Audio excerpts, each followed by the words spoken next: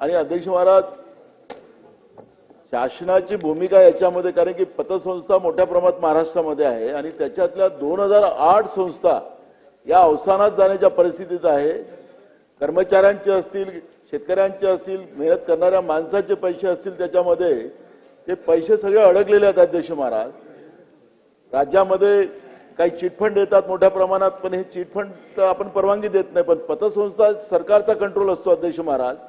आणि म्हणून आम्हाला याच्याबद्दलचं निवेदन जे काय लोकमत पेपरला याचा एक मोठी बातमी परवा आली अध्यक्ष महाराज. आणि अध्यक्ष महाराज, ते खरं आहे की खोटं आहे आणि राज्यातल्या लोकांमध्ये भीतीचं वातावरण आहे. सरकारने त्याच्यावरचं निवेदन करावं एवढी विनंती अध्यक्ष महाराज. ठीक आहे, माहिती माझ्याकडे द्या, मी पुढे पाठवीन.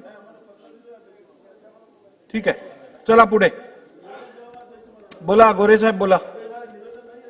अहो माहिती तुम्ही, एक मिनिट नाना भाऊ, तुम्ही एक पेपर दाखवता आणि माझ्याकडे माहिती आहे सांगता, तो कोणता पेपर, त्यात काय लिहिलंय हे तर माझ्याकडे सादर करा आपण. ते मी वाचून मग. चला गोरे साहेब बोला.